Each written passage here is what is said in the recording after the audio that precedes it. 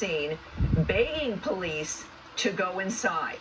Now, according to one mother who drove 40 miles to the school, quote, the police were doing nothing. They were just standing outside the fence. They weren't going in there or running anywhere. The mother then told the Wall Street Journal that she ran from the crowd, jumped the school fence, went inside the school, and rescued her own children in the midst of this. Joining us now with reaction is former homicide detective and Fox News contributor Ted Williams, and the co-host of the Buck Sexton and Clay Travis show, Buck Sexton, who is also a former member of the NYPD's Intelligence Division. Gentlemen, and Ted, let me start with you. It's good to see you. There's still mourning, and there's still sadness and grieving, and there's now some rage as we get more information, because we've got to know this information in order to know what to do and what goes wrong and what we can fix. Tell me your thoughts now with what we're seeing and how this is unfolding for us so far.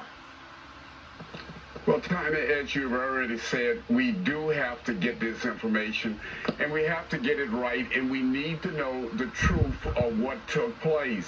We were told yesterday in a press conference by the governor and the head of the Texas Rangers and the lieutenant governor and other officials there that the first person to come in contact with this killer was the security officer at that back door.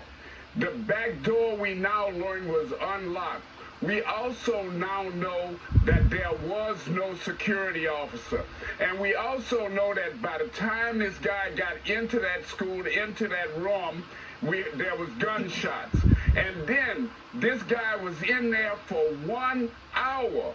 And I'd like you to think about this, and I'd like our audience to think about this. Trying to frame Donald Trump with another insurrection. 19 children that had been shot, and you had 17 or more that had been injured. And those kids were in there for 1 hour, just like the with Capitol this building. killer. And those who are now living, I am sure, Tammy, that they are scarred and perhaps scarred for life. And what should have happened is what happened 23 years ago. We learned a lesson at Columbine, and that is to go in, the law enforcement, and neutralize the person right away. That did not happen here.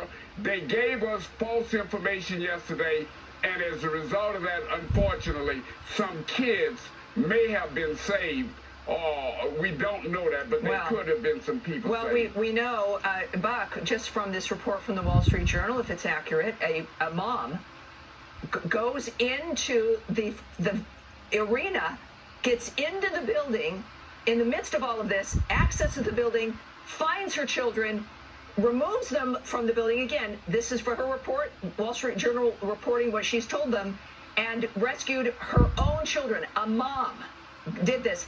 And this is also, when we think about the governor, perhaps they were given the wrong information. That it looks like the local police report, they were reporting. Nobody seems to have the correct information at all. What do you think, with your background in intelligence and what's required here? I know it's a small town. No one's going to forgive themselves for the rest of their lives. We don't want to pile on here, but we must know the nature of what missteps were taken. That's absolutely right, because it's essential that we do what's necessary going forward to try to prevent and certainly mitigate to the greatest degree possible